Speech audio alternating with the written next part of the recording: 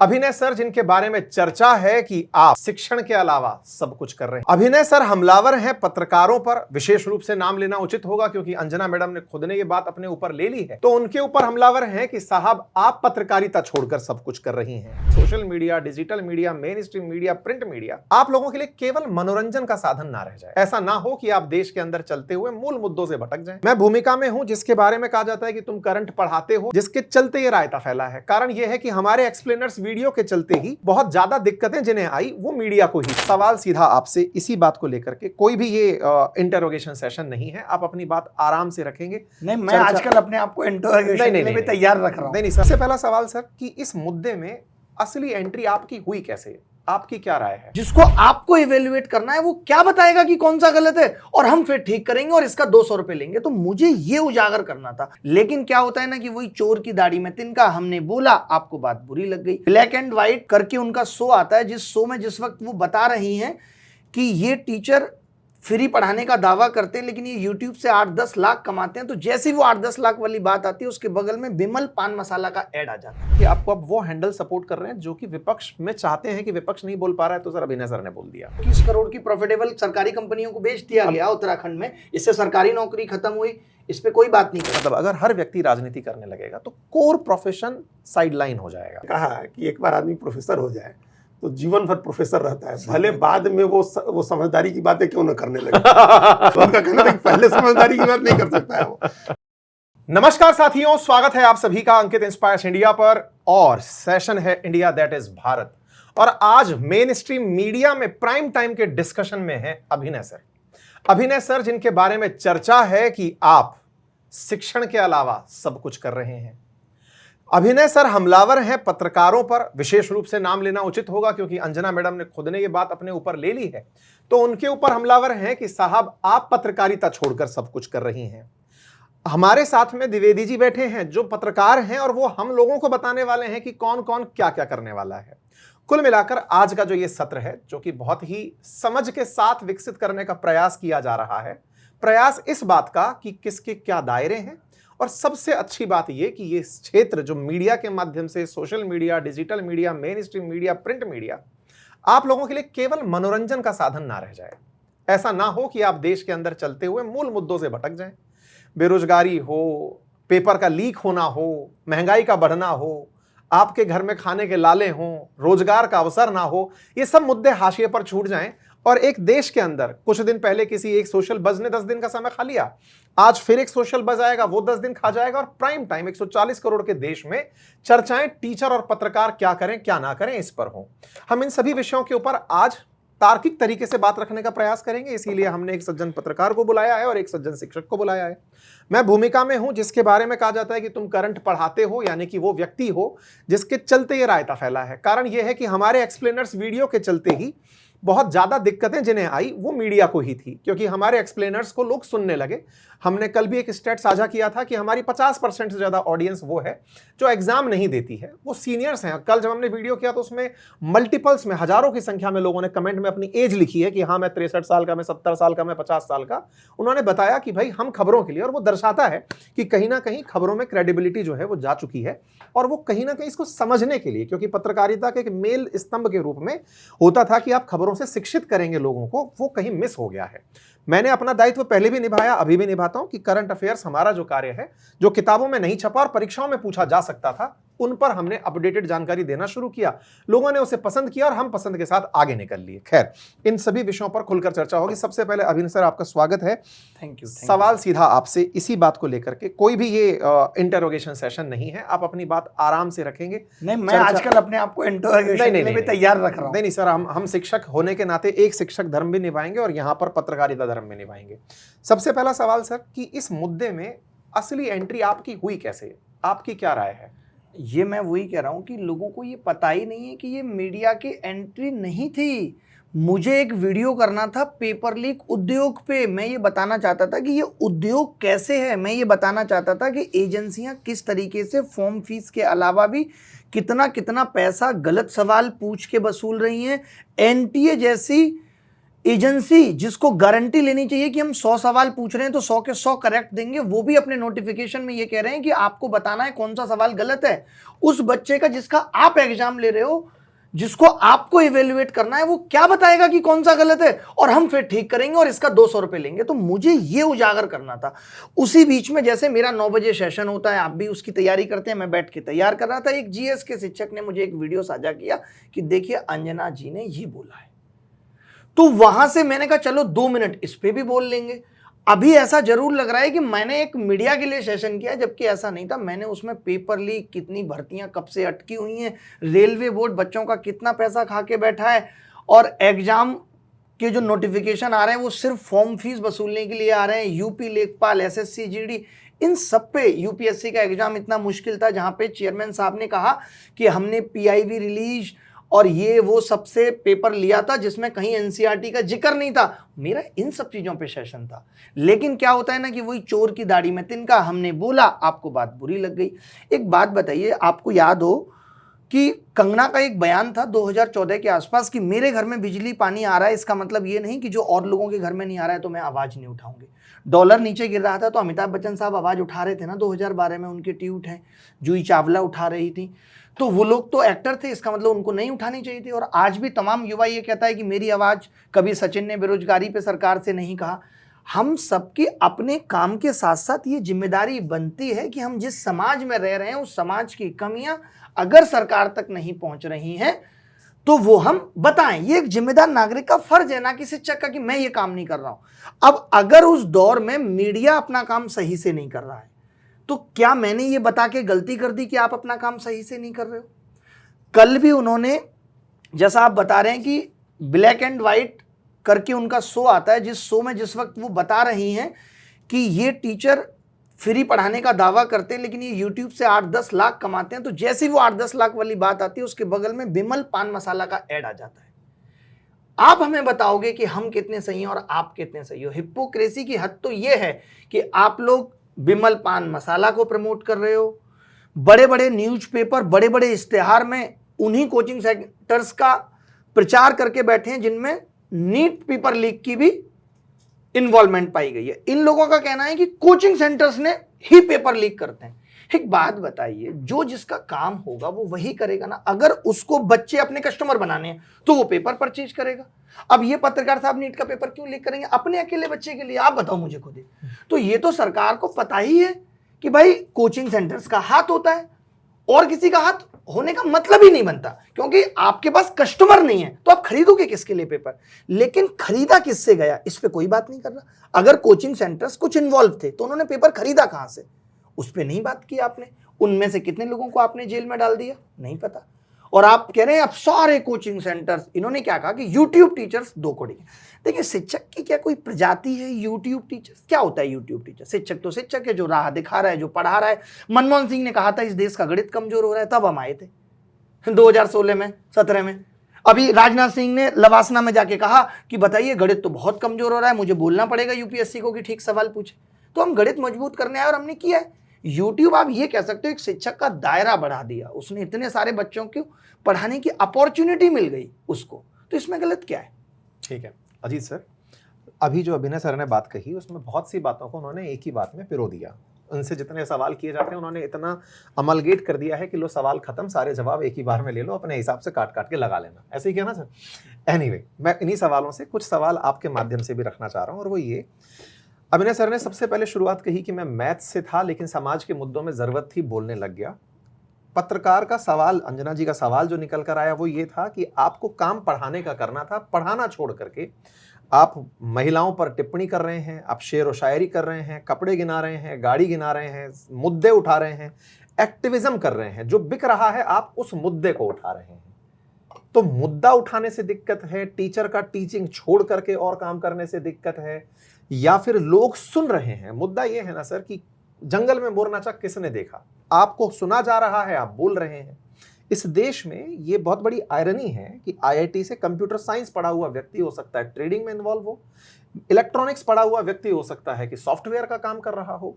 मैं खुद पढ़कर साइंस आया, इस समय करंट पढ़ा रहा हूं। इस देश ने शिक्षा व्यवस्था के साथ तो बहुत सारे प्रयोग पहले ही देख लिए हैं। हम जो पढ़कर आए हैं उस पर तो सवाल अब करना ही नहीं, जो करके आए थे अब वो लोग कर नहीं पा रहे क्योंकि इस देश ने अपॉर्चुनिटी छोड़ी नहीं है। समय के साथ अपॉर्चुनिटीज बदलती हैं, लोगों को अकोमोडेट होना पड़ता है। ये भी कभी हार्डकोर ऑफलाइन टीचर थे, मैं भी कभी हार्डकोर ऑफलाइन टीचर था। हमें अपॉर्चुनिटी कोरोना ने दी कि चलो आओ भाई, आप अपनी बातों को लोगों तक डिजिटल पहुंचाना है। सरकार ने सुविधा के नाम पर डिजिटल क्रांति इंट्रोड्यूस कराई। हम लोग मास तक पहुंचना चाहते थे, स्केल पर बढ़ना चाहते थे, तो शिक्षण का हमने तरीका अपनाया। सवाल मेरे इन सब बातों में ये है, दिक्कत असल में है किस चीज से? देखिए, सबसे बड़ी समस्या क्या है कि हम लोग बदलाव को स्वीकार नहीं कर रहे हैं। जिन लोगों ने भी बदलाव को स्वीकार कर लिया उनको किसी बात से आपत्ति नहीं है। उसमें कुछ तौर तरीके को लेकर के, किसी खास बात को लेकर के कुछ आपत्ति हो सकती है, कुछ सवाल हो सकता है। ओवरऑल प्रोसेस को लेकर के आपत्ति नहीं हो सकती है। कैसे, इस बात को आप समझिए। अभी थोड़े समय पहले जब मोबाइल आया और एक टर्म आप लोगों ने बहुत सुना होगा, सिटीजन जर्नलिस्ट का। तो वो क्या कॉन्सेप्ट था सिटीजन जर्नलिस्ट का? हर जगह जब लिमिटेड चैनल्स थे, ये यूट्यूब का प्लेटफॉर्म नहीं आया था, लिमिटेड अखबार थे, तो ये एक प्रयास किया गया कि जो जहां है, कहीं गांव में है, अगर उसके सामने कोई समस्या आती है तो वो अपनी समस्या रखे, अगर उसके पास माध्यम आ गया तो उसको सिटीजन जर्नलिज्म का नाम दिया गया था। उसको बाद में जब चैनल्स में कॉस्ट कटिंग शुरू हुई तो मोजो आया, मोबाइल जर्नलिज्म आया, कि मोबाइल जिसके हाथ में है। जब सिटीजन जर्नलिज्म चल रहा था उस समय, पता नहीं आप लोगों ने उसको फॉलो किया या नहीं, तो सिटीजन्स के वीडियो लोग रिकॉर्ड करके भेजते थे और मेन स्ट्रीम चैनल्स उसको दिखाते थे। तो ये एक्सपेक्ट नहीं किया जाता है कि जो गांव का एक व्यक्ति है, जो बहुत पढ़ा लिखा नहीं है और जिसकी ट्रेनिंग जर्नलिज्म की नहीं हुई है, जो उसके क्लासिकल थ्योरीज को नहीं जानता है, वो अपनी बात अगर कह पा रहा है बड़े सीधे साधे तरीके से, बड़े भदेश ढंग से वो कह रहा है, लेकिन वो एक मुद्दा उठा रहा था तो वो रखा जाता था, लोग उस पर ध्यान देते थे, सिस्टम भी उस पर ध्यान देता था। तो एक आया सिटीजन जर्नलिज्म का कॉन्सेप्ट आया, फिर मोजो आया, मोबाइल जर्नलिज्म का कॉन्सेप्ट आया, फिर उसके बाद ये यूट्यूब जर्नलिज्म का कॉन्सेप्ट आया। लोग यूट्यूब पर अपना मेन स्ट्रीम का प्लेटफॉर्म छोड़ करके, चैनल्स छोड़ करके, चूंकि उन चाहे चैनल्स की बात करें या अखबारों की बात करें, हम तो ओल्ड स्कूल के जर्नलिस्ट है। पुराने ज़माने में जब अखबार निकलते थे, और हम लोग उससे भी पुराने ज़माने में जब पीटीएस में पेज बनते थे, अक्षर बैठा बैठा करके पेज बनते थे, तब हम लोगों ने शुरू किया था। तो आज ऐसी चीज़ें बदल गई हैं, इतनी चीज़ें आसान हो गई हैं। अगर हम उस बदलाव को नहीं स्वीकार करेंगे, हम अभी तक इसमें बैठे रहेंगे कि जो पहले होता था वो बहुत अच्छा होता था, तो फिर समस्या आएगी। जैसे चीज़ें बदली, जैसे अखबार से हम लोग टेलीविज़न में गए, टेलीविज़न से डिजिटल मीडिया में गए, वैसे डेडलाइंस ख़त्म होती चली गई।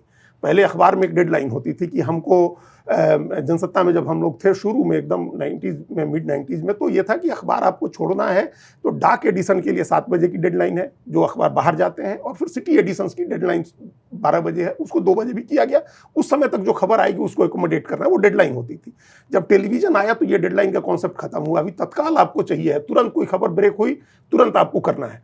डिजिटल में भी, और वो डेडलाइन उसी तरह से समाप्त हो गई, अब कोई डेडलाइन नहीं है। ये समस्या असली यही आई, जो आप लोग भी कई बार आपने भी उठाया, आपने भी कई दूसरे लोगों को हम देख रहे हैं वीडियोज बना करके, कि तत्काल आपने, जैसे धर्मेंद्र का निधन हो गया, तो ये जो मारामारी है कि सबसे पहले हम खबर ब्रेक करें, ये इसलिए आई कि डेडलाइंस खत्म हो गई, मीडियम्स चेंज हो गए। तो मीडियम्स, जब नए मीडियम्स आएंगे तो आपके सामने नए तरीके से उसको अपने को, अपनी खबरों को प्रेजेंट करना होगा। तो वो आनंद फानन में जो खबर तुरंत ब्रेक करनी है, हमारे से पहले कोई दूसरा ना ब्रेक कर दे, ये एक हड़बड़ी हुई, उसमें गड़बड़ी होने लगी, गलत खबरें ब्रेक होने लगी।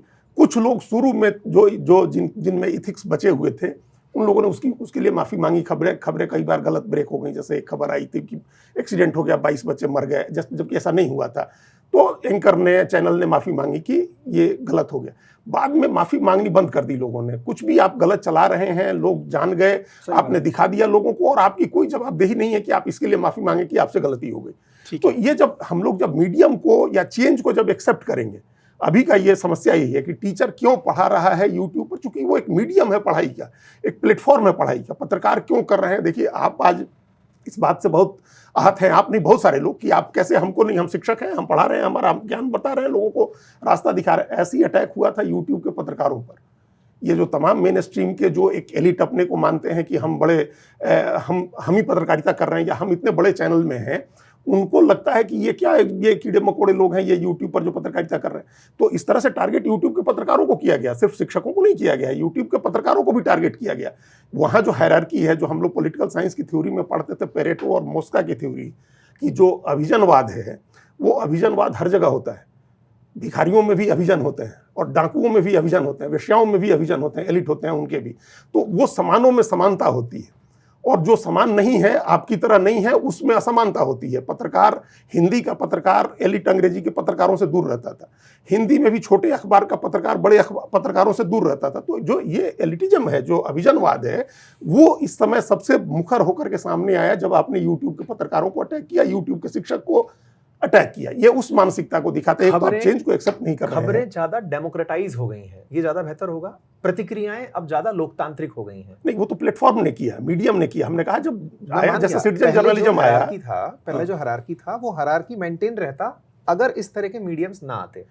नहीं, वो तो हमेशा रहता है ना कि जब नए, अब मीडियम तो डेवलप होगा, आप उसको तो नहीं रोक सकते। टेक्नोलॉजी के साथ नए मीडियम्स आएंगे, आगे हो सकता है और भी कोई नया मीडियम आए, तो आप उसको रोक नहीं सकते हैं। और इसकी वजह से एक्सेप्ट करने में समस्या है। हमने कहा कि जैसे ये डेमोक्रेटाइज हुआ, जैसे आम आदमी भी कोई ऐसी खबर देने लगा जो आपके पास खबर नहीं है, कोई ऐसा एनालिसिस करने लगा जो आप उसको प्रोसेस नहीं कर पा रहे हैं और दूसरा प्रोसेस कर पा रहा है। मतलब जैसे कहते हैं कि पहले अंग्रेजों का जब भारत में शासन था तब अपने क्लब्स के बाहर लिखा होता था Indians and dogs are not allowed. उनमें एक हीनता की भावना थी इस बात को लेकर के, भारतीयों को लेकर कि राज तो इन पे करना है लेकिन साथ नहीं बैठना है। तो ये श्रेष्ठता का भाव था उनके अंदर, श्रेष्ठता का भाव था। तो यही श्रेष्ठता का भाव है जो स्टार एंकर्स हैं, अभिजन जिसको हम कह रहे हैं, स्टार एंकर्स हैं, स्टार जर्नलिस्ट हैं, उनको बड़े नेता जानते हैं, उनको प्रधानमंत्री जानते हैं, उनको लगता है कि ये हमारा डोमेन है, इसमें कैसे कोई घुस रहा है। और फिर उससे जब आप इस स्थिति में पहुंचते हैं तो आपके इंटरेस्ट पैदा होते हैं, और फिर उन इंटरेस्ट को प्रोटेक्ट करने के लिए अभी जो सारा घटनाक्रम है वो उस इंटरेस्ट से पैदा हुआ है। एक इंटरेस्ट था, उस इंटरेस्ट को प्रोटेक्ट करना था, गवर्नमेंट के इंटरेस्ट को प्रोटेक्ट करना था। आपने अपना प्लेटफॉर्म यूज किया, उसकी जरूरत नहीं थी। आप उस इंटरेस्ट को प्रोटेक्ट करने के लिए, आप शिक्षा पर इतना इतनी बड़ी समस्या आई है, 23 लाख बच्चे नीट की परीक्षा में, और जिस परेशानी से गुजर रहे हैं 17 साल 18 साल के बच्चों को, हमने कई बार कहा, सीबीएसई का मामला है, 17 साल 18 साल के बच्चे की कलेजा फटता है ये सोच करके कि 17 साल 18 साल के बच्चे के दिल पर क्या बीत रही होगी। आप उस पर नहीं ध्यान दे रहे हैं, वो आपका कंसर्न नहीं है। आपका कंसर्न दूसरा हो गया। अचानक मान लीजिए कि शिक्षकों से, यूट्यूब के शिक्षकों से या कोचिंग वालों से आपको समस्या है, तो ये आपने पहले तो नहीं उठाई है ना कभी ये बात, उसकी कंटिन्यूटी होगी ना। इस समय ऐसे आपकी टाइमिंग को लेकर के ये सबसे बड़ा सवाल है कि आपने ऐसे समय ये मुद्दा उठाया किसी और मुद्दे को बचाने के लिए मुद्दा भटकाया। वो इंटरेस्ट था, जिस इंटरेस्ट को प्रोटेक्ट करने के लिए आप ये मुद्दा लेकर कल हमने भी इस मुद्दे के ऊपर वीडियो किया था। और सर एक चीज समझनी होगी, कल्याण सिंह शिक्षक थे, अच्छे राजनेता बने, शिक्षा में अच्छा काम किया, कई सारे राजनेता, मुलायम सिंह जी भी शिक्षक थे। आज मैं आपसे पूछूंगा साहब कि इस बात से बड़ी आपत्ति होती है कि जो लोग या जिन लोगों की सरकार है, जो इतनी बड़ी बड़ी राजनीतिक पार्टियां हैं, उनके प्रवक्ता हमारे बोलने को ये कहते हैं देखो राजनीति कर रहे हैं। क्या इस देश में राजनीति गलत वर्ड है? क्या अपनी बात को रखना, सवाल पूछना राजनीति के अंदर आ जा रहा है? और आ जा रहा है तो क्या गलत है? राजनीति क्यों नहीं की जा सकती? मतलब मैं ये पूछना चाहता हूं कि राजनीति करने का मतलब क्या है? ठीक है, मैं आपसे इस पे काउंटर सवाल भी कर लेता हूं ताकि आपका क्वेश्चन का फिर हम साथ में बैठ के चर्चा करें। हम किसी को भी किसी का पक्षधर नहीं बना रहे, विमर्श है। बिल्कुल विमर्श है। तो अभिनय सर, मुझे एक बात बताइए कि इस देश में ना प्रतिक्रियावाद बहुत ज्यादा है। मतलब हम इतने ज्यादा सेल्फ एस्टीम को लो रखते हैं कि किसी ने हमें अगर गलत शब्द के साथ भी संबोधित कर दिया तो हमारे तन बदन में आग लग जाती है। अब इसको पूरे नेशनल प्राइड से भी जोड़ लेते हैं। एक पत्रकार थी जो नॉर्वे में थी और उन्होंने आकर के प्रधानमंत्री से रिलेटेड या भारत पर रिलेटेड कुछ शब्द बयान में दे दिए। पूरे देश में प्राइम टाइम वो चलने लगा कि एक पत्रकार ने पूरे भारत को 157वें पायदान पर धकेलने का कारण बता दिया कि ये है। हम लोगों ने जितना भी अब तक अध्ययन किया, अध्यापन किया, उसमें ये सबसे ऊपर रेफरेंस रहता है। पॉलिटी के अंदर भी अभी आपने जिनका जिक्र किया वो विदेशी थे। हम लोग हिस्ट्री के विद्यार्थी जब थे तब हमने ये पढ़ा कि साहब कर्नल जैपस्टॉन ने राजस्थान के बारे में क्या कहा। हम जब पढ़ते हैं कि साहब हमारे देश के बारे में यूनानी आए तो क्या कहकर गए, चाइनीज आए तो क्या कह के गए, वुआंग क्या कह के गए, सबकी चर्चाएं होती थी। मुद्दा यह है कि हम खुद क्या कहते हैं इसकी चर्चा नहीं करते। देश ने एक नैरेटिव पाया है कि दुनिया ने हमें किस नजर से देखा, मतलब हमारे देश को देखने वालों की जो नजर रही उससे हम में प्रतिक्रिया आई। अब मैंने ये बात क्यों बनाई, अब इसके पीछे का आधार चलते हैं। जब प्रतिक्रियाएं होती हैं तो हमारा देश सबको एक कॉमन धागे में अगर पिरोता दिखता है तो वो है राजनीति से, क्योंकि राजनीति से आपके शिक्षा के हित भी, स्वास्थ्य के हित भी, अर्थ के हित भी, खेल के हित भी सब सदते हैं। जब सारे हित सदते हैं तो इसका मास डोमेन होता है। इसमें वही वाली बात है, एलिटिज्म है। अगर कोई अभिजात वर्ग में बैठा है तो उसे लगता है कि ये आकर के हमारे यहाँ पे टांग लगा रहा है। लेकिन सर कहीं आपको ऐसा नहीं लगता अगर हर व्यक्ति ही राजनीति करने लगेगा? ये सवाल बहुत ही नेचुरल वे में आ रहा है। अगर अगर हर व्यक्ति राजनीति करने लगेगा तो कोर प्रोफेशन साइडलाइन हो जाएगा। साहब नहीं कर रहा ना हर व्यक्ति, बात तो यही है। अभी मैं आपको बता रहा हूँ ना, स्टूडियो में जितने भी बैठे लोग हैं, अंजना पे कमेंट कर दें, किसी और पे कमेंट कर दें, किसी को कोई आपत्ति नहीं होगी और कोई इसका जवाब देने नहीं आएगा कि ये फेमस ना हो जाए। ये भी एक प्रतिस्पर्धा है कि हम जवाब उसी का देंगे जिसको लोग देखना पसंद कर रहे हैं। ये भी एक प्रतिस्पर्धा है। मैंने पहली बार, मतलब मैं ऐसे देखता हूँ आपके शो में काफी सारे गेस्ट आते हैं जिनको लोग नहीं जानते, लेकिन इंटेलेक्चुअल है, लेकिन ये कल्चर इस देश में बहुत कम बचा है। लोग उन्हीं को बुलाते हैं जिनकी प्रतिक्रियाएं बहुत वायरल हैं, सब कुछ है। ये है या नहीं? बिल्कुल। तो मैं ये कह रहा हूं कि मैं कह रहा हूं तो मैं अपनी बात कर रहा हूं कि राजनीति करने में प्रॉब्लम है, लेकिन मैं वहां 50 लाख लोग, 1 करोड़ लोगों को रिप्रेजेंट कर रहा हूं, तो मैं शिक्षा पे बात कर सकता हूं, चाहे भले ही वो बात राजनीति से जुड़ी हो या किसी भी चीज से हो। फिर मैं इस चीज का जवाब गुस्से में भी देता हूं कि भाई अशिक्षित लोग शिक्षा मंत्रालय संभाल रहे हैं। शिक्षा मंत्री आए दिन कहते हैं कि मैंने उड़ीसा के चुनाव में ऐसा किया। अभी आपको पता है कितना बड़ा घोटाला खोड़ा है, 40 करोड़ का, जिसमें उड़ीसा में पुलिस भर्ती का एक घोटाला है।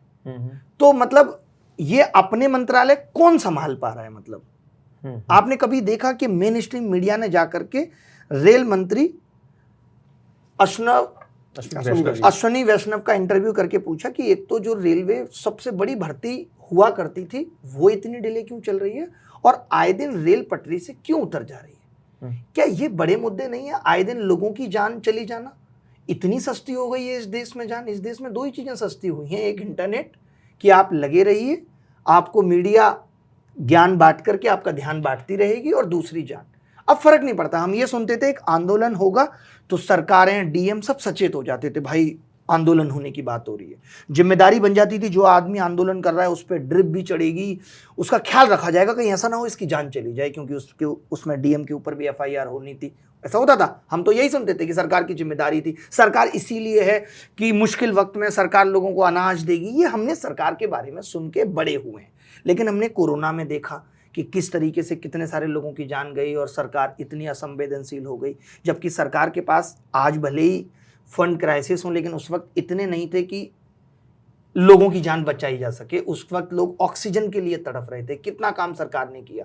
तो ये सब चीज़ों पे मीडिया ने सरकार को नहीं घेरा, कभी नहीं पूछते। अभी क्या हुआ कि पेपर लीक पे सरकार बैकफुट पे आ गई थी पूरी तरीके से। अब इस मुद्दे को कैसे डाइवर्ट किया जाना है तो थोप दीजिए यूट्यूब टीचर्स पे। मैंने तो लिखा एक ट्वीट में कि सरकार कहना चाहती थी, अंजना जी ने कह दिया।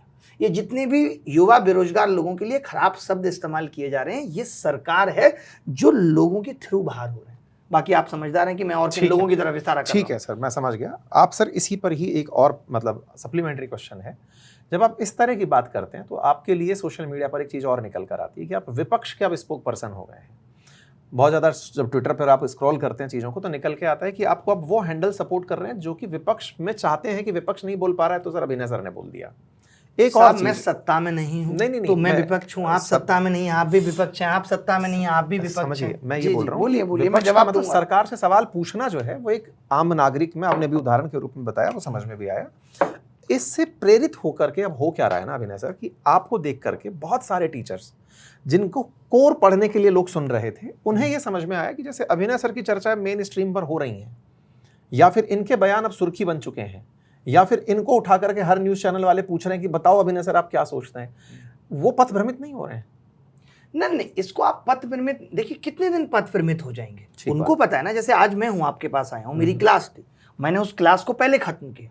तो ऐसा नहीं कि हम अपना शिक्षण का काम जारी नहीं रख रहे हैं। मैंने भी अभी ये वीडियो कर लिया, एक रिप्लाई वीडियो बनाऊंगा, परसों से क्लास स्टार्ट कर दूंगा। तो ऐसा नहीं कि मैं सिर्फ यही बता रहा हूं कि ऐसा ही करना है। और शिक्षकों को ऐसा नहीं था कि इससे पहले मैंने प्रतिक्रिया उठाई है तो शिक्षक आ गए थे। इस बार तो अगर पूरे शिक्षक समुदाय पे आक्रमण हुआ तो उनको हक है खुद को प्रोटेक्ट करने का। इसमें गलत क्या है? मैं इसको प्रेरणा नहीं मानता। और अगर मीडिया गलत कर रही थी और मीडिया को लोगों ने आईना दिखाया है, जबकि उस मीडिया का काम था कि सरकार को आईना दिखाए, जनता की परेशानियां बताए, और मीडिया को आईना दिखाना पड़ रहा है और लोग दिखा रहे हैं, तो मैं इसमें गलत नहीं मानता। मतलब ये प्रेरणा लेना गलत नहीं है किसी भी तरीके से। और बाकी जैसे आपने विपक्ष की बात की, तो विपक्ष दुश्मन नहीं है। हर दौर में विपक्ष होना जरूरी है।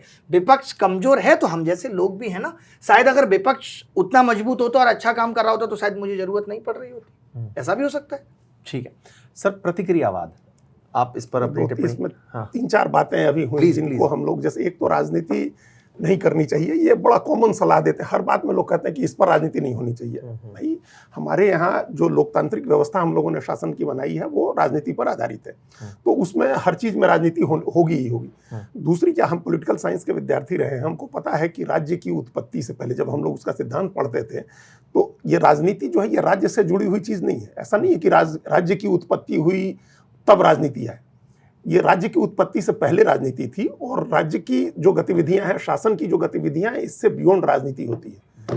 राजनीति जो है वो परिवार में होती है, तो वहां तो कोई राज्य नहीं है, वहां तो कोई शासन व्यवस्था नहीं है, दोस्तों में होती है, बिजनेस की में राजनीति होती है। तो राजनीति तो हर चीज में है ना। राजनीति का दायरा तो सिर्फ राज्य और शासन तक नहीं सीमित है, राज्य से पहले से राजनीति है, राज्य नहीं रहेगा तो उसके बियॉन्ड भी राजनीति की गतिविधियां चलती हैं। हर व्यक्ति किसी न किसी तरह की राजनीति में इंडल्ज रहता है, ऑफिस की राजनीति में हो, परिवार रिश्तेदारी की राजनीति में हो, बिजनेस की राजनीति में, वो राजनीति होती है। तो ये तो राजनीति एक चीज है, वो अगर कर रहे हैं, अगर नौजवानों को 17 साल 18 साल के बच्चों को या 20 साल को लग रहा है कि इसमें अगर हम इस राजनीति में जो अभिनय कर रहे हैं अगर हम उसमें शामिल होंगे तो हमारी बात सुनी जाएगी, तो इसमें कोई दिक्कत नहीं है, क्योंकि वही तरीका है बात सुनाने का।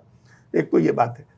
दूसरी बात जो आप अभी हम लोग चर्चा कर रहे थे उस पर यह है कि जो मीडिया की भूमिका अभी आप देखिएगा ना, ये हमेशा जो मास मीडिया है वो कायदे से सैद्धांतिक रूप से उसको एंटी एस्टेब्लिशमेंट होना चाहिए, लेकिन वो होता एस्टेब्लिशमेंट के साथ है हमेशा। और इस पर जितने लोगों ने थ्योराइज किया है इस बात को, हम तो अपने व्यवहारिक अनुभव से जानते हैं, जितने लोगों ने थ्योराइज किया है, जैसे उसमें हम लोग नोम चोम्स्की का नाम हमेशा लेते हैं, जिन्होंने political economy of mass media लिखा है, जो उनकी किताब की हेडिंग थी वो मैन्युफैक्चरिंग कंसेंट। तो ये कंसेंट मैन्युफैक्चर करने का काम मास मीडिया करता है, और ये उनसे भी बहुत पहले एडवर्ड एल बार्नेस को हम लोग पढ़े हुए हैं, जिन्होंने 2 किताबें लिखी थी जिन पर ये किताबें आधारित हैं, क्रिस्टलाइजिंग पब्लिक कंसेंट को क्रिस्टलाइज करना, और दूसरा इंजीनियरिंग ऑफ कंसेंट। ये 2 किताबें थी। प्रोपेगेंडा नाम से भी उन्होंने किताब लिखी है, पर पब्लिक रिलेशन नाम से भी किताब लिखी है। तो ये काम यही होता है कि ये आपको मास मीडिया जो है वो हमेशा से सत्ता के साथ होता है। इसके बावजूद इंडिविजुअल्स ऐसे होते थे, इसके सत्ता के साथ होने के बावजूद उसका एक दायरा था, और उस दायरे में आप सरकार के अपनी आइडियोलॉजी के आधार पर उस गवर्नमेंट उस समय की सरकार को, उस समय की पार्टी को एक आइडियोलॉजी के आधार पर डिफेंड किया जाता था। उसके पक्ष की खबरें दिखाई जाती थी, उसके विरोध की खबरें कम दिखाई जाती थी। लेकिन जैसे ही जनता का मुद्दा आता था, मीडिया सबसे पहले उसको दिखाता था। लोग आउटरेज होते थे मीडिया में। 50 पैसे अगर तेल की कीमत बढ़ती थी तो सबसे पहले मीडिया कहता था कि तेल में आग लग गई, तेल के दाम में आग लग गई। ये मेन स्ट्रीम मीडिया दिखाता था। हम लोगों ने हेडिंग बनाई हुई है कि ये आज से 20 साल पहले कि ये आग लग गई तेल के दाम में। ये चरित्र बदला है मीडिया का, कि आप जनता के सरोकार के मुद्दे में भी आप सरकार का मुंह देख रहे हैं कि सरकार क्या चाह रही है, आप वो दिखाएं। सरकार का नैरेटिव प्रस्तुत कर रहे हैं लोगों के सामने। नैरेटिव जर्नलिज्म कर रहे हैं आप, जर्नलिज्म नहीं कर रहे हैं। जो बेसिक जर्नलिज्म है जिसमें कहा जाता है कि आपके सामने आपको हमेशा जो कमजोर पक्ष है उसके साथ खड़े होना है, बिल्कुल ये चीज खत्म हो गई है। आपको सत्ता का विरोधी होना चाहिए, ये चीज नहीं रही है मास मीडिया में। आप सत्ता के न्यूट्रल भी नहीं है, आप सत्ता के पक्ष में खड़े हैं। जैसे हम 2 मिसाल अभी आपकी जो तेल की कीमतों में, अब इस पर हम लोग जो चर्चा कर रहे हैं, बात निकल आई तो बताया, एक महिला पत्रकार ने बताया कि 7 रुपए बढ़ गया तो ये कोई बड़ी बात नहीं। बड़ी बात, आप अगर 60 लीटर पेट्रोल यूज करते हैं महीने में तो आपके 420 रुपये बढ़े, 7 रुपये बढ़ रहा है तो 420 रुपये बढ़े महीने में, तो ये कोई बड़ी रकम नहीं है 420 रुपये। तो आप एक नैरेटिव सेट कर रहे हैं ये बता करके कि ये 7 रुपये बढ़ना कोई बड़ी बात नहीं है। बिल्कुल, पहले 50 पैसे बढ़ते थे तो प्रदर्शन होता था और मीडिया सवाल उठाता था। 50 अभी रातों रात 53 रुपए गैस पे बढ़ गए। एक 994 रुपए एक दिन में बढ़े थे। एक दिन में बढ़े थे 994। उससे बाहर से खाना, ट्रांसपोर्टेशन, ये सब चीजें महंगी नहीं हो रही, आपको इतना दिमाग नहीं है। सारी चीजें महंगी हुई, पलायन बढ़ा, छोटे छोटे यूनिट्स जो थे प्रोडक्शन के वो बंद हुए। आप मुरादाबाद, फिरोजाबाद से लेकर के तमाम जो शीशे की चीजें बनाने वाले और वो तांबे और ये सब की चीजें बनाने वाले जो लोग थे, सूरत में कपड़े की फैक्ट्री, सब बंद हुई। हमारे इलाके में जहां हम रहते हैं वहाँ स्टूडेंट्स रहते थे, उनके रेस्तरां, ढाबे, होटल सब महंगे हो गए, खाना लोगों को ये परेशानी हुई। लेकिन आपने कहा कि ये ज्यादा नहीं है। भाई आप कैसे तय करेंगे कि ये 400 रुपया ज्यादा नहीं? आपके लिए हो सकता है ज्यादा नहीं हो, बड़े वर्ग के लिए नहीं ज्यादा हो, लेकिन एक उससे बड़ा वर्ग है जिसके लिए ज्यादा होगा। और वो फैक्टर बहुत सारी चीजों को प्रभावित कर रहा है। आप कैसे दिखा सकते हैं कि आपकी इतनी छोटी मानसिकता है कि आप उसको इस तरीके से ले रहे हैं? हाँ, तो ये एक बेसिक बात थी। एक दूसरी महिला पत्रकार जिनके साथ आजकल आप सब लोग उलझे हुए, उन्होंने कहा कि उन्होंने प्रतिशत निकाला कि जब 2004 में मनमोहन सिंह की सरकार बनी थी और 2014 में जब वो हटे तो उस समय जो पेट्रोल की कीमत थी उसमें 100% से ज्यादा बढ़ोतरी हो गई मनमोहन सिंह के टाइम में, और मनमोहन सिंह के बाद अभी तक में वो 100% से कम बढ़ोतरी हुई है। ये 70% बढ़ा है, कुछ इस तरह का फिगर हमको ध्यान नहीं है। इस पर तो कुछ लेकिन मैथ्स भी ये निकाली basic- थी आपने। लेकिन मैथ्स भी बताइए। ये तो बेसिक चीज है जो बेसिक आदमी जान रहा है मैथ्स को। बेस जब आपका छोटा होगा तो परसेंटेज ज्यादा होता है, अनुपात ज्यादा होता है। इसमें यही क्या है? सेम बात मैंने कही। जब 1 साल का बच्चा 2 साल का होगा तो उसकी उम्र 100% बढ़ी, 100% लेकिन बढ़ी। वही 2 साल का बच्चा जब 3 साल का होगा तो उसकी उम्र 50% 50% बढ़ी, बिल्कुल। जब वो 3 साल का बच्चा 4 साल का होगा तो उसकी 25% बढ़ी, 33%। 33% बढ़ी। हाँ, मतलब जब 4 4 से 5 होगा तो 25% बढ़ेगी। जी। तो ये जो परसेंटेज का खेल है, इस परसेंटेज के खेल में आप देश को उलझा रही हैं। इसका मतलब आप नैरेटिव सेट कर रही हैं, आप नैरेटिव जर्नलिज्म कर रही हैं। आपको जनता के सरोकार से, पब्लिक के कंसर्न से कोई एक ऐसी मतलब नहीं। घटना नहीं है ना कि चीन की मौजूदा स्थिति इस बात से तय होगी कि उनका प्रधानमंत्री रेलिंग को पकड़ के चल रहा है। ठीक बात है, ये कोई आधार नहीं है। प्रधानमंत्री के इंस्टाग्राम के फॉलोअर बताएंगे कि वो कितने ताकतवर हैं, बिल्कुल। जो कि अंडर 100 में भी नहीं है। नहीं, और ये हम लोग इस बात को, हम लोग, हमारी इकोनॉमी 4 ट्रिलियन डॉलर की है, 400 लाख करोड़ की है। चाइना की इकोनॉमी 20 ट्रिलियन डॉलर की है, अमेरिका की 30 ट्रिलियन डॉलर की। तो इससे तय होता है ना चीजें। हमने अमेरिका को पीछे छोड़ दिया। अमेरिका की प्रति व्यक्ति आय 55 लाख रुपए है, हमारी प्रति व्यक्ति आय 2.5 लाख रुपए है। बांग्लादेश से तो पीछे वही हैं। हम लोग इसमें, ये कोई इशू नहीं है। तो ये दो बातें थी। एक तो राजनीति हर जगह होनी चाहिए है। जो बर्टोल्ट ब्रेख्ट का नाम सुना होगा आप लोगों ने। ब्रेख्ट बड़े नाटककार थे और उन्होंने नाजीवाद और फांसीवाद के खिलाफ बड़े नाटक लिखे। गैलीलियो और the pain and misery of third Reich, बहुत चर्चित वो राइटर हैं। उनका कहना था, जो उन्होंने गैलीलियो नाटक में ही शायद ये पंक्ति है उनकी, कि worst illiterate is political illiterate.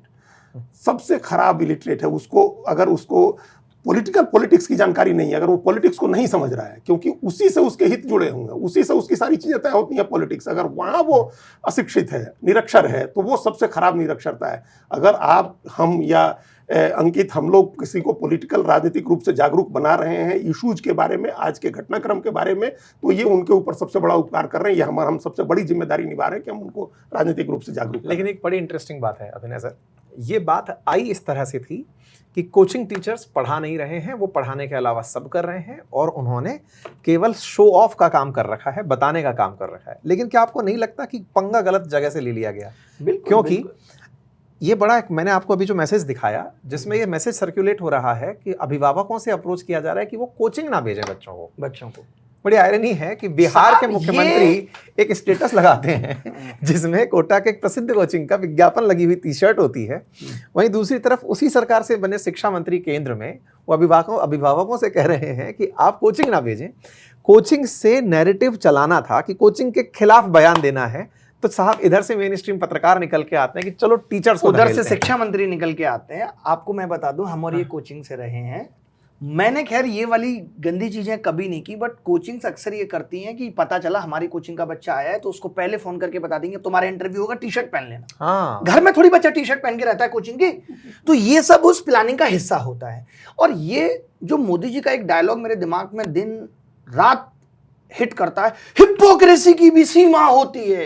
ये सीमा है हिपोक्रेसी की कि मूवी में 80 बार सिगरेट पी जाती है, नीचे लिखा रहता है छोटा छोटा, धूम्रपान करना स्वास्थ्य के लिए हानिकारक है। क्या आप तंबाकू बिकवा रहे हो और नीचे लिखा रहता है तंबाकू जानलेवा है। मेरी समझ में नहीं आता, बिहार में शराब बंद है, शराब गलत चीज है इसलिए, और यूपी में चालू है। एक गांव जो बिल्कुल बॉर्डर पे है, लोग वहां से पैदल चल के आते हैं, इधर पी के निकल जाते हैं। ये कैसी हिपोक्रेसी है? कोचिंग चल रही है, एक तरफ आप कह रहे हो कोचिंग का व्यापार 1,34,000 करोड़ का है। पहली बात तो मैं बता दूं, coaching is a services. Coaching शिक्षा नहीं है देश में, तो व्यवसाय है, और व्यवसाय है तो सरकार को इनकम टैक्स भी जाता है और सरकार को जीएसटी भी जाता है। आप बंद नहीं कर सकते, कर देना। मोदी जी एक कानून लाए आज रात को 8 बजे कि कल से कोई कोचिंग नहीं चलेगी। हम खुश हैं, हम सेलिब्रेट करेंगे इस चीज को। आप दिखाइए ये हिम्मत कि कोचिंग बंद करिए और जिम्मेदारी दीजिए। आप जब अपने शिक्षकों को एसआईआर पे लगा देंगे, जब आप अपने शिक्षकों को यूपी में भूसा कलेक्ट करवाने पे लगा देंगे साहब, चुनाव में ड्यूटी लगाएंगे, तो हम जैसा आदमी ही ना उनको पढ़ाएगा। कौन पढ़ाएगा बताइए? नीति आयोग की रिपोर्ट कहती है कि यूपी में 9,800 स्कूल में एक शिक्षक है। कैसे पढ़ाएगा? हम जैसे लोग नहीं होंगे कैसे पढ़ाएगा? हम तो यूट्यूब पे हैं, लाखों लोगों को पढ़ा देते हैं। 24 घंटे में 3-4 लाख लोग वही वीडियो देख लेते हैं। और आप जो स्कूल में पढ़ाते हैं और फिर आप पूछते क्या है? यूपीएससी के चेयरमैन का ट्वीट है ना, हमने एनसीईआरटी से कुछ नहीं पूछा, और स्कूल में तो आप एनसीईआरटी पढ़ा रहे हैं। तो बच्चा पीआईबी रिलीज पढ़ने तो आपके हमारे पास आएगा कि नहीं आएगा बताइए? आप 15 मिनट में कह रहे हो उससे गणित के 25 सवाल करो। आपने सिखाए 12वीं तक कभी उसको 15 मिनट में 25 सवाल करना? तो उसको हमारी जरूरत नहीं है क्या? तो यानी एक तरीके से एक बहुत ये ही हिपोक्रेसी है और कुछ नहीं। एक बहुत प्रासंगिक प्रश्न है सर, जिसको सब लोग अवॉइड करते चल रहे हैं, और वो अवॉइड ये है कि ये पूरी डिबेट ना जाकर टिकती है शिक्षा व्यवस्था के ऊपर। आप चाहे पत्रकारिता को ले लें, शिक्षकों को कार्यों को ले लें, पेपर लीक को ले लें, या फिर एग्जाम के अंदर हो रही धांधलियों को ले लें, शिक्षा की गिरती गुणवत्ता को ले लें, एंड में कहाँ जाके टिकते हैं? शिक्षा के ऊपर। आज भी हमारी शिक्षा पद्धति के अंदर वो लूप होल्स विराजमान है।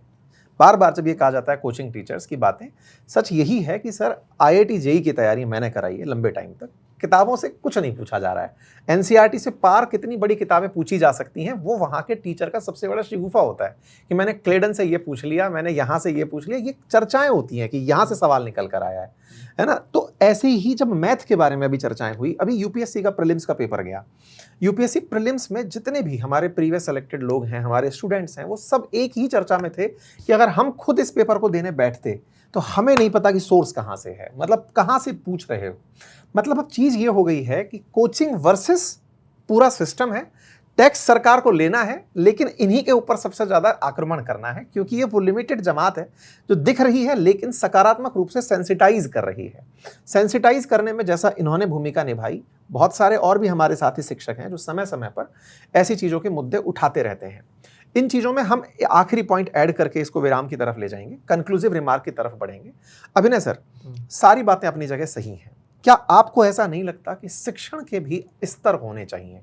शिक्षण के स्तर से मेरा मतलब है कुछ भी नहीं होना चाहिए।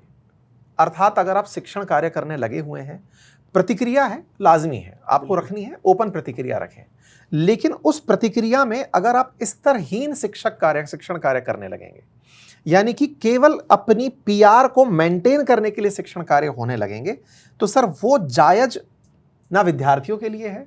बड़ा कमाल की बात कही है। हाँ। जिस दौर में सरकारें अपनी खराब नीतियों को प्रमोट करने के लिए विज्ञापनों पे दसियों हजार करोड़ खर्च कर रही हों, सोचिए आप खराब नीतियों को।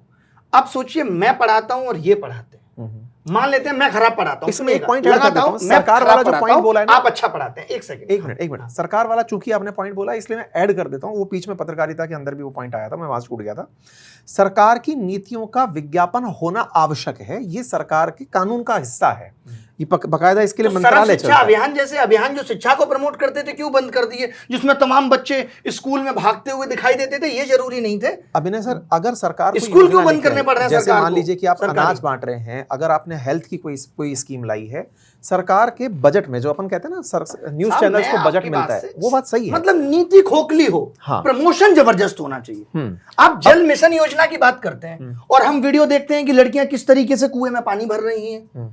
अभी हम घर घर जल पहुंचाने की बात कर रहे थे ना, हमने प्रधानमंत्री विकास कौशल योजना का खूब प्रमोशन किया, स्किल डाल देंगे बच्चे में इंजेक्शन के थ्रू। क्या हुआ? 10,000 करोड़ का घोटाला। करिए ना इसको प्रमोट, बताइए किन लोगों ने किया? आपने किया उनको अंदर? आपकी CAG की रिपोर्ट कहती है ना। मैंने कहा, मैं एक एग्जांपल ले रहा था, मैं खराब शिक्षक हूं, ये अच्छे शिक्षक है, ठीक है सर। ये KC सिन्हा है, मान लेते हैं, ये HC वर्मा है, बहुत अच्छा पढ़ाते हैं सर, ठीक है। अब मैं हूं एक शिक्षक खराब हूं, मैं अपनी PR पे किसी भी तरीके से गलत करके और जो है खूब पैसा खर्च करके ज्यादा बच्चे लेके आ रहा हूं। इनकी चिंता होगी कि यार मैं अच्छा भी पढ़ा रहा हूं लेकिन नहीं कर पा रहा हूं, तो इनके पास जो हथकंडे होंगे, जो भी कुछ होंगे, ये इस्तेमाल करेंगे अपने आप को प्रमोट करने में कि भाई मेरा अच्छा शिक्षण जाना चाहिए। साहब वो दौर है जहां आपने इतना सस्ता डेटा दे दिया कि बच्चा इंस्टाग्राम पे टिका हुआ है, पढ़ना ही नहीं चाह रहा। आप बताइए, ऑफलाइन में जब बच्चा आके बैठ जाता था तो उसके अंदर ये शर्म होती थी कि उठ के नहीं जाएगा, चाहे टीचर कितना भी बोर पढ़ा रहा हो, और हमें भी चिंता नहीं होती थी, डर नहीं होता था। आज यूट्यूब पे पढ़ाने का आपको नहीं लगता डर है? मुझे पता है कि मैंने थोड़ी सी भी ढील दी, मैंने थोड़े से भी क्लास को बोरिंग किया, वो तुरंत इंस्टाग्राम पे शिफ्ट हो जाएगा। मैं वो जिम्मेदारी भी निभा रहा हूं कि अपनी क्लास को इंस्टाग्राम की रील से ज्यादा एंटरटेनिंग बना दूं। 3 घंटे खड़े होना आसान नहीं होता, 3 घंटे की क्लास लेता हूं मैं, 3 घंटे से कम मैंने ली नहीं। मैंने पेपर लीक उद्योग पे भी 2.5 घंटे बोला। मेरा जब मैं बोलना शुरू करता हूं तो 2.5-3 घंटे पे ही रुक पाता हूं, प्रॉब्लम है। तो मेरी कोई भी क्लास आप देखेंगे 3 घंटे की होगी, उससे पहले मैं रुकी नहीं। मैं गणित पढ़ाने लगूंगा 3 घंटे चलेगा, मेरा सेमिनार होगा 3 घंटे चलेगा। तो ऐसा नहीं है, तो वो हमें करना पड़ता है।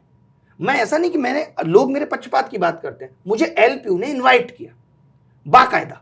और आपको भी पता होगा, इन्फ्लुएंसर्स को जितने भी लोग होते हैं उनको एक पैसा भी, टोकन ऑफ एप्रिसिएशन समझिए, मिलता है। साहब मैं वहां पहुंचा तो शो था री इमेजिन एजुकेशन।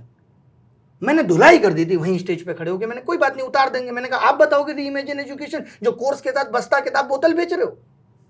तो मेरा ये रहता है कि मैं बहुत अनफिल्टर्ड हूं, मेरे को जो दिखता है मैं वो बोलता हूं, चाहे मैं अपने बारे में, जहां मुझे लगता है कि यार ये मेरी कमी है। जैसे मुझे ये लगा कि इस वक्त शायद मीडिया की आवाज को ना उठाया होता तो पेपर लीक वाला मामला अभी टॉप पे ही चल रहा होता। मुझे भी इस बात का अफसोस हुआ। मैंने कहा लेकिन चलो कोई बात नहीं, क्या पता मीडिया आप सुधर जाए, इस उम्मीद में हम हैं। तो आज आप भी देखते हैं कि YouTube पे, यार मैं कोरोना में नहीं आया हूं सर, आपको बताऊं, मैं 2017 से हूं। मेरे तब 1 मिलियन हो गए थे, तब तो रील नहीं थी, शॉर्ट नहीं थी, बच्चा पढ़ने वाला था। मैं रात के 3-3 बजे लाइव पढ़ाता था, बच्चा पढ़ता था। आज वो बच्चा नहीं है, वो बच्चा है जिसको सरकार ने कोरोना में बिना पढ़ाए डिग्री दे के भेजा है। मैं उस बच्चे के साथ जो है डील कर रहा हूं जो 4 दिन के अंदर 2.25 करोड़ रुपए, 2 करोड़ लोग कॉकरोच जनता पार्टी को ज्वाइन कर लेते हैं, जिसकी शर्त है कि मैं आलसी हूं, मैं बेरोजगार हूं, मैं उसको पढ़ा रहा हूं। तो आप सोचिए मुझे कितनी जान डालनी पड़ेगी। अब आप कह रहे हैं कि मैं सीधे वो बोरिंग गणित पढ़ाऊं। गणित पहले क्यों मुश्किल लगती थी, आज हमारे दौर में नहीं लगती। मैंने आसान बनाया साहब गणित को। अब आप मेरी कोई एक रील देख के जिसमें मैंने ऐसे ऐसे कर दिया, मैं भी 3 घंटे पढ़ा रहा हूं, परेशान हो गया, ऐसे ऐसे कर दिया, आप दिखा रहे हैं कि ये तो नाच रहा है। जहां पे मैंने ये कह दिया कि अरे यार मैंने टी शर्ट रिपीट नहीं की, मेरा आता है ना बच्चा ये देखने कि गुरुजी की टी शर्ट रिपीट तो नहीं, इसी बहाने पढ़ने में जोड़ लेता हूं ना मैं उसको। आपको क्या आपत्ति हो रही है? आजकल तो 399 में टी शर्ट मिल जाती है, आपको क्या आपत्ति हो रही है? तो ये सब बातें कहना बड़ा गलत है। हम भी हर वो काम कर रहे हैं जो सरकार के एक लीगल फ्रेम में है, हम ही नहीं, सारी कोचिंग्स में। अगर आपको आपत्ति है, अब इनके बयान तो उलूल जुलूल होते हैं। ये कहते हैं साहब राहुल गांधी के पास आय से अधिक संपत्ति खर्च की है, तो फिर IT डिपार्टमेंट क्या कर रहा है? कोई भी अगर गलत कर रहा है, कोई कोचिंग गलत कर रही है, तो किसी ने रोका है क्या? आप एक्शन लीजिए। सरकार अच्छा करती है तो हम सरकार को प्रमोट करें, हमें कोई आपत्ति थोड़ी है। हम तो कहते हैं यार मोदी जी अच्छे लगते हैं 10 लाख के सूट में, मैंने हमेशा तारीफ की है। उस पर किसी मीडिया ने नहीं बोला कि मोदी जी के कपड़े रिपीट नहीं होते। बताओ ना है रिपीट? आप बताइए। हर राज्य में अलग अलग लुक बदल जाता है, वो भी तो देश की सेवा कर रहे थे साहब। 70-80 हजार सैलरी होती है प्रधानमंत्री की, आपको पता होगा, मुझे नहीं पता। तो उतने में तो नहीं हो सकता। ज्यादा हो गई है, अब सैलरी ज्यादा हो गई है। आपकी अच्छा, प्रतिक्रिया अब काफी ज्यादा हो गई है। एमपी की सैलरी भी, अब सैलरी भत्ता होता फिर भी 10 लाख का सूट अफोर्ड नहीं कर पाएंगे, इनका तर्क ये है। हाँ। देखिए, और राहुल गांधी का भी जो मामला है कि आप इतने रुपए, इतने कमाई है, इतने रुपए खर्च किए, वो सबको पता है कि कोई वो स्पॉन्सर्ड होते हैं, जो आयोजक बुला रहा है वो आपको टिकट देता है, वो ठहरने की व्यवस्था करता है, पार्टी है, पार्टी का फंड है, उससे पैसे जाते हैं, वो कोई इशू ही नहीं है। लेकिन ये गलत मैसेज दे रहे हो ना आप आपको ये नहीं देख रहे हो कि इससे आपका IT डिपार्टमेंट कमजोर दिख रहा है। आपने जो अभी जितने भी तर्क दिए, मैं एज इट इज इन तर्कों को उठा के पत्रकारिता पर लेके चलता हूँ। सर ये बिल्कुल लागू होती हैं सारी चीजें पत्रकारिता पर भी, क्योंकि आज के दौर में जहां इतना कट थ्रोट कंपटीशन है, नेशनल मीडिया में n नंबर ऑफ चैनल खुल चुके हैं, हर किसी को प्राइम टाइम चाहिए, प्राइम टाइम में ऑडियंस चाहिए, ऑडियंस के लिए TRP जरूरी है, और TRP जब आती है तो विज्ञापन आता है, विज्ञापन आता है तो संस्थान चलता है। अब उस समय पर प्राइम टाइम में डिस्कशन क्या हो, ये देश का सबसे बड़ा मुद्दा है। बिल्कुल। क्या विज्ञापन या फिर ये पैसा तय कर रहा है देश के अंदर गरीब मर रहा है, बेरोजगारी छूट रही है, इनकी चर्चा छोड़कर एक टीचर ने क्या पहना, उस टीचर ने कितनी गाड़ियां रखी, उस टीचर ने ये क्या, किस तरह का वो है? देखिए, ये जो घटनाक्रम है ना, ये तो एबरेशन है, हम इसको मेन स्ट्रीम नहीं कर रहे हैं, ये तो एबरेशन है, ये एक समय आ गया। लेकिन जब भी आप डिस्टर्ब करेंगे, जो इक्विलिब्रियम है, जब आप उसको डिस्टर्ब करते हैं तो फिर आप टारगेट होते हैं। ये आज का मामला, आज अभिनय टारगेट हुए, एक समय खान सर टारगेट हुए पटना में, जब वो छात्रों के साथ उतरे, BPSC की परीक्षा कैंसिल करो। 2024 में जब वो उतरे बच्चों के साथ, तो उनको टारगेट किया गया कि बच्चों को उकसा रहे हैं तो देशद्रोही हैं, तो ये तमाम चीजें जब आप उनके साथ, जब वो उतरे वो टारगेट हुए, आज ये टारगेट हुए, तो ये एबरेशन होता है, ये इक्विलिब्रियम को डिस्टर्ब करने पर होता है ये। और इक्विलिब्रियम क्या है? वो ये है कि यथा स्थिति जो चल रही है उसको चलाए रखो, जहां से आपका इंटरेस्ट सर्व हो रहा है उस इंटरेस्ट को पूरा करो, उसको कोई डिस्टर्ब करता है तो फिर उसको टारगेट करो। ये सिंपल सा गणित है, हम समझ लीजिए। जो आइडिया जो अप्लाई होता है किसी यूट्यूब के शिक्षक पर, वही अप्लाई होता है पत्रकार के ऊपर भी। जब नए मीडियम में आप जाते हैं, आज पत्रकारिता करते हुए किसी को साइकिल पर घूम घूम करके बात कहने की क्या जरूरत होती है? किसी को उछल कूद करके यहाँ से वहां से वहां जाके, वहां से वहां जा करके कहने की क्या जरूरत होती है? तो अटेंशन ग्रैब कर रहे हो आप। जब वो करता है कि हम कुछ अलग कर रहे हैं, हम अलग तरीके से बात कर रहे हैं ताकि हम आई बॉल कैच कर सकें, हमारे साथ ज्यादा से ज्यादा लोग जुड़े, क्योंकि वो टेलीविजन पर भी आपको दिखना है, आपको यूट्यूब पर भी जानना है, यूट्यूब पर भी आपको वो वीडियो जाना है। तो लोग तमाशा देखने के लिए ही देखें, तो आपको लोग जो है वो आपको इस तरह की चीजें करनी होती हैं। ये दोनों प्रोफेशन जो हैं, हम ये बात बड़ी जिम्मेदारी के साथ कहना चाह रहे हैं कि ये बड़े तकनीकी विषय हैं और प्रशिक्षण के साथ होना चाहिए। एक समस्या है, दोनों जगह है। देखिए, हम लोग जानते हैं, हमने जब इस सरकार की पहली शिक्षा मंत्री हुई थी, हमने कहीं कहा था, लिखा था कि अगर वो पेडागॉगी और कैरिकुलम का फ़र्क समझा दें तो हम छोड़ने को तैयार हैं, हमको जो कहिए हम छोड़ने को तैयार हैं। हमको पता है कि नहीं, उनको जानकारी नहीं होगी कि तो पेडागॉगी जो है वो एक विज्ञान है। आप कैसे, आर्ट है, साइंस है, आपका प्रोफेशन, आप शिक्षक कैसे पढ़ाएगा, शिक्षा कैसे देगा, ये इसका पूरा साइंस है, पूरा विज्ञान है, वो डेवलप किया गया है उसको, और उसमें तमाम चीज़ें आती हैं। जैसे कई बार हम लोग ये भी समझते हैं कि आप इंफॉर्मेशन प्रोवाइड कर रहे हैं, ये शिक्षा है।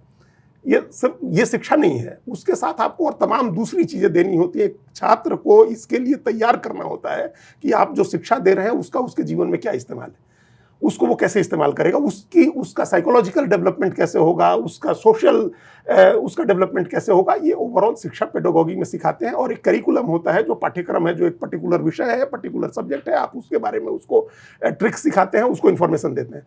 तो जैसे वहाँ ट्रेनिंग की ज़रूरत है, वैसे ही पत्रकारिता में भी ट्रेनिंग की ज़रूरत है। और वो क्या ट्रेनिंग होती है? सबसे पहली ट्रेनिंग ये होती है कि आप किसके प्रति जवाबदेह होंगे। आपकी जवाबदेही जनता के प्रति होनी चाहिए, किसान के प्रति, नौजवान के प्रति, महिलाओं के प्रति, इस देश के हर व्यक्ति के प्रति। पत्रकारिता पे एक अधिकार होना चाहिए, क्योंकि जिस तरह से उन्होंने बात को रखा, एक मिनट हम इसको इसमें इसलिए ऐड कर दे रहे हैं क्योंकि एक्सप्लेनर वीडियोस पर उन्होंने टिप्पणी जब करी तो उससे उन्हें ये कहीं ना कहीं ऑफेंसिव एटीट्यूड उनका प्रतीत होता है। उस पर हम अभी बताते हैं आपको, लेकिन ट्रेनिंग किस चीज़ की होनी चाहिए? पहली ट्रेनिंग, फिर आपकी ट्रेनिंग होनी चाहिए कि आप तथ्यों की जाँच पड़ताल करें। बिना तथ्यों की जाँच पड़ताल किए आप कोई खबर नहीं दिखाएं। आप अगर किसी व्यक्ति के बारे में कोई खबर दिखा रहे हैं तो उसका पक्ष जरूर पूछें। ये कई चीज़ें ऐसी होती हैं जो आपकी ट्रेनिंग से आती हैं, जो पत्रकारिता में मतलब मस्ट है, जो आपको होना चाहिए है कि आप ऐसे खबर नहीं देंगे, जवाबदेही आपकी होगी, आप उसकी जिम्मेदारी लेंगे, आप कमज़ोर का पक्ष रखेंगे, आप सत्ता के साथ जो उसकी गलत नीतियां हैं, जैसी बात हो रही थी, उसको प्रोटेक्ट नहीं करेंगे। ऐसी बहुत सारी चीज़ें हैं जो आपके इथिकल है, आपका एक ट्रेनिंग होनी चाहिए, एक फैक्चुअल उसकी ट्रेनिंग होनी चाहिए। वहाँ भी ये सब चीज़ें लैक कर रहे हैं सब लोग, वो चीज़ें वहाँ भी कम हो गई हैं। अब आपने जो कहा कि उनको वो आउटरेज किस बात से हुई, आप देखिए, वो इतना आउटरेज थी कि उन्होंने वो 3 या 4 वाक्य बोले, वो सारे सेंटेंस गलत थे। जानना नहीं कौड़ी, हम आज तक हिंदी में इसका नहीं, हम इस तरह का सेंटेंस नहीं देखे। जानना नहीं कौड़ी का क्या मतलब है? सही बात है। आपने कहा, उसके बाद एक सेंटेंस था, फ्रस्ट्रेशन दिखाता है। हाँ, वो आप गुस्से में थी, आप गुस्से में, आपको गुस्सा आ रहा था, आपको रैंट करना था, इसलिए हमने कहा सामने लिखा हुआ स्क्रिप्ट लिखी हुई नहीं थी, आपके स्क्रिप्ट नहीं थी आपके, तो आपने कहा कि जानना नहीं कौड़ी, और उस वक्त फ्रेम आपके ऊपर था। हाँ, मुझे ये लेटर ऑन पता चला कि उसमें 4 लोग थे, डिबेट 4 लोग, लेकिन जिस वक्त वो बात उन्होंने कही तो फ्रेम उनके ऊपर था। फिर आपने एक सेंटेंस उसमें कहा कि कुछ लोग महारथी बन जाते हैं, महारथी समझने लगते हैं, और फिर कुछ लोग उनको फॉलो करने लगते हैं।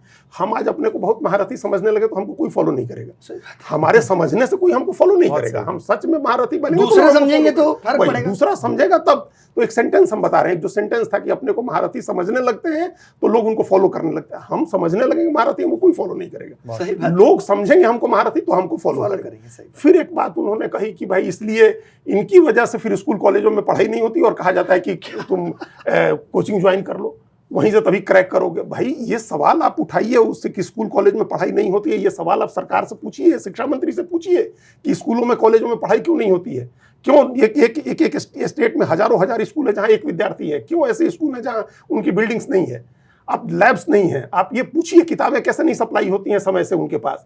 तो ये सवाल तो आप, इसलिए आप जो अल्टरनेटिव व्यवस्था विकसित हुई है, तो आवश्यकता आविष्कार की जननी हम लोग जानते हैं, आवश्यकता हुई तो सरकारी हॉस्पिटल समाप्त होने लगे तो प्राइवेट हॉस्पिटल्स में आगे सामने, जब सरकारी स्कूल कॉलेज खराब होने लगे तो प्राइवेट एजुकेशनल इंस्टीट्यूशन ऑपरेशन धंधे के लिए किया जा रहा है। हाँ, हॉस्पिटल्स के टारगेट हैं, टारगेट इस पे आवाज उठाइए आप, इस पर आवाज उठानी चाहिए। तो वही पैरेलल एक व्यवस्था बनी भाई, एक व्यवस्था, एक संस्थागत तरीके से BSNL और VSNL, तो एक विदेश संचार सेवा निगम लिमिटेड था, भारत संचार निगम लिमिटेड है, महानगर संचार निगम MTNL, BSNL, एक सिस्टम, एक योजना के तहत इन तमाम को खत्म किया गया ताकि प्राइवेट प्लेयर इमर्ज हो जाए।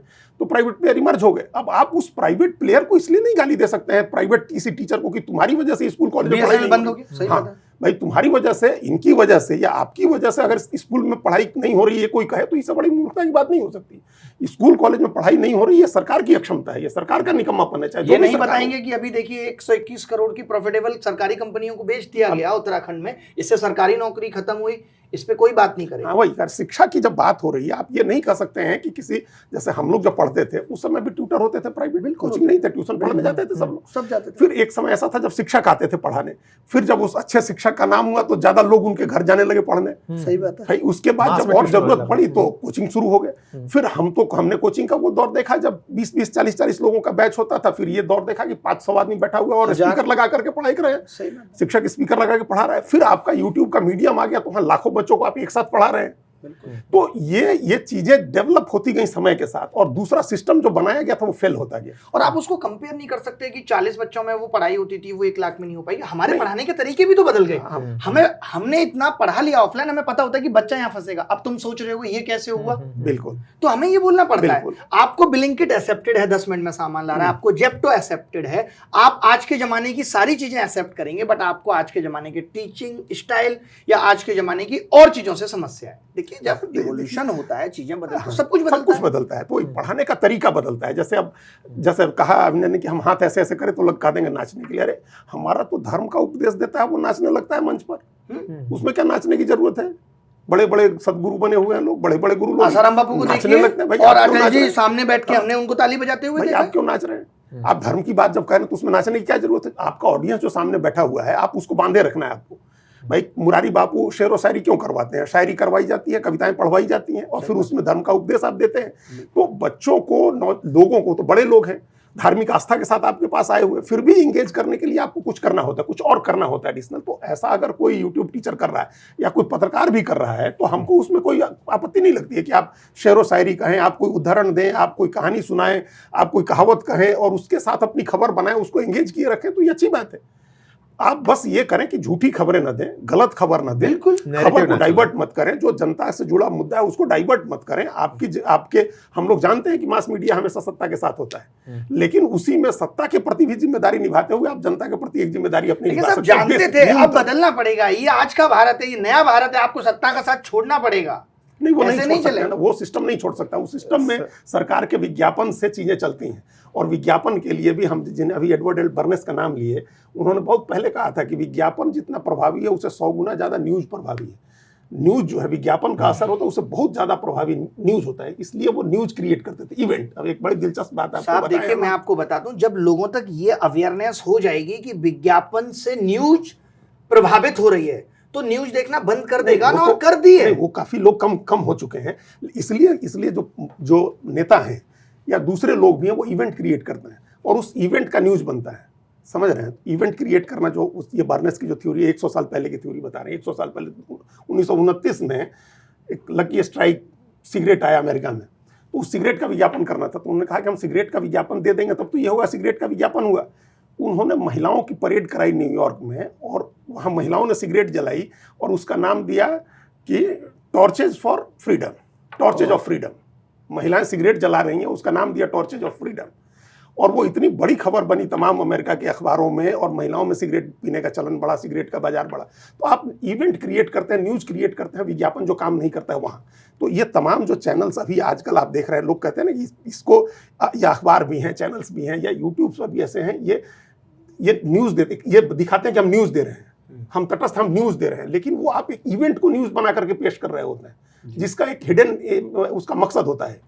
ये नहीं होना चाहिए। आप विज्ञापन को विज्ञापन में दिखाइए। एडवर्टोरियल एक कॉन्सेप्ट आ गया, एडवर्टीजमेंट है और एडिटोरियल है, आपने दोनों को मिक्स कर दिया, आप नहीं मिक्स कर सकते। सही बात। शिक्षक ने ड्रीम 11 प्रमोट किया होता, कुछ ऐसी चीजें जो युवाओं को गलत दिशा में लेके जा रही हैं, तब आप आवाज उठा सकते हैं, कह सकते हैं। हमारे पास नहीं आते क्या विज्ञापन? बिल्कुल, खूब आते हैं। ठीक है, ये बात ठीक है। बहुत ही कंक्लूसिव तरीके से बातें लैंड हुई हैं। होपफुली आप सबने अपनी अपनी बातें अच्छे से कही हैं, तो मैं आफ्टर ऑल फाइनल रिमार्क के साथ इसे फिनिश करते हुए निकलता हूं। उम्मीद करता हूं कि आप लोगों ने दोनों पैनलिस्ट की बातें बहुत ही तसल्ली से सुनी होंगी। मैंने भी हद तक प्रयास किया कि मैं चुप रहूं, लेकिन शिक्षक हूं तो बीच बीच में बोल पड़ रहा था, उसके लिए मैं गुस्ताखी की क्षमा चाहता हूं साहब। आपको बोलना चाहिए, मुश्ताक अहमद यूसुफी पाकिस्तान के सटायरिस्ट थे बड़े, उन्होंने कहा कि एक बार आदमी प्रोफेसर हो जाए तो जीवन भर प्रोफेसर रहता है, भले बाद में वो समझदारी की बातें क्यों न करने लगे। उनका कहना था कि पहले समझदारी की बात नहीं कर सकता है वो, भले बाद में क्यों नहीं समझ, वो एक बार प्रोफेसर हो गया तो प्रोफेसर। लेकिन हमारी ऑडियंस ने आज जब ये सारी बातें सुनी होंगी तो उन्हें दोनों पक्ष के साथ साथ ये समझ भी विकसित हुई होगी कि अल्टीमेटली शिक्षण कार्य बचपन से लेकर अब तक यही बताया गया है कि सबसे बोरिंग कार्य है। कहते हैं किसी को नींद ना आए तो कभी तक किताब पढ़ ले, नींद तो आ ही जाएगी। और ऐसे में आज जब शिक्षण के तरीके बदले हैं, तौर तरीके बदले हैं, जिनको आपने देखना चाहा वो लोग बदले हैं, लोगों के तरीकों में आपको पसंद आने लगा कि वो बताएं, ये बहुत ही मतलब ये बिल्कुल डिमांड एंड सप्लाई वाला सीन है सर। अगर टीचर कोई गाड़ी डाले और जनता नीचे कमेंट बॉक्स में ये लिखने लगे कि ये फर्जीवाड़ा है, हटाओ हटाओ, अगली बार टीचर गलती से नहीं वो काम करेगा। ये बिल्कुल कैरेट एंड स्टिक मॉडल है, आप अप्रिशिएशन देते हो वो चीज़ रिपीट होकर बाहर आती है। सर की जो बातें हैं उस पर मास में लोग निकल कर आते हैं। प्रीवियस में भी आपने बहुत सी ऐसी बातें उठाई हैं जो लोग उनके साथ चल के आए। कुल मिलाकर के सर ये रिवार्ड जो है वो आप ही लोगों का दिया हुआ है। आप लोगों ने जिस तरीके से शिक्षण कार्य को पसंद किया, शिक्षक वो कर रहे हैं। मैं अक्सर ये कहता हूँ, पहले कहा जाता था यत्र राजा तत्र प्रजा, अब चीजें बदल चुकी हैं। जब सही में डेमोक्रेसी की आप बात करते हैं तो यत्र प्रजा तत्र राजा, यत्र स्टूडेंट तत्र टीचर, ये बिल्कुल वही स्थिति है। आप पत्रकार कैसा पसंद करते हैं? आपको हिंदू मुस्लिम की खबरें पसंद आती हैं, आपको कोई मर गया, बोतल में बंद हो गया, कोई ड्रम में घुस गया, किसी ने, आप हमारे देश के प्राइम टाइम में चल रहा है कि मर्डर के 7-7 दिन तक डिस्कस हो रहा है कि साहब उस 7 दिन के अंदर न जाने कितने मर्डर हो गए जिनकी चर्चा कोई नहीं हो रही है। आप अपना इंटरेस्ट बदलिए। अगर आप वाकई में चाहते हैं ना कि सभी लोग सुचितापूर्ण कार्य करें तो कुछ जिम्मेदारी आप भी उठाइए।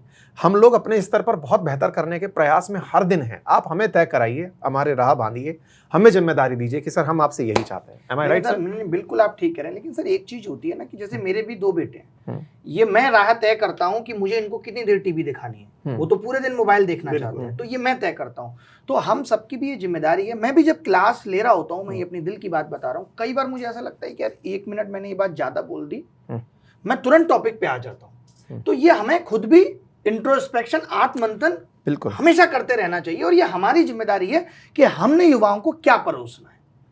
ये सरकार की जिम्मेदारी है। अगर उनको लगता है कि आज का युवा इतना आलसी और खाली हो गया है कि 2.25 करोड़ लोग 4 दिन के अंदर एक ऑनलाइन प्लेटफॉर्म ज्वाइन कर लेते हैं, तो ये सरकार के लिए एक मैसेज है, बिल्कुल मैसेज है, चिंता का विषय है। लोगों में गुस्सा है, निराशा है, और उसको समझना चाहिए सरकार। जिस युवा को हम कह रहे हैं कि ये डेमोग्राफिक डिविडेंड है, ये डिजास्टर ना बन जाए, इसके लिए सरकार को काम करना चाहिए। Very true. Thank you. चलिए sir, thank you so much, बहुत अच्छा लगा सर, आप लोगों ने अपना समय दिया। थैंक यू सो मच आप सभी का सुनने के लिए। अपनी प्रतिक्रिया कमेंट बॉक्स में अवश्य लिखें। धन्यवाद। अगर बच्चों को समर वेकेशन में कुछ बढ़िया ज्वाइन कराना है तो लिंक कमेंट बॉक्स में पिन है। सिखाइए AI का यूज करना। धन्यवाद।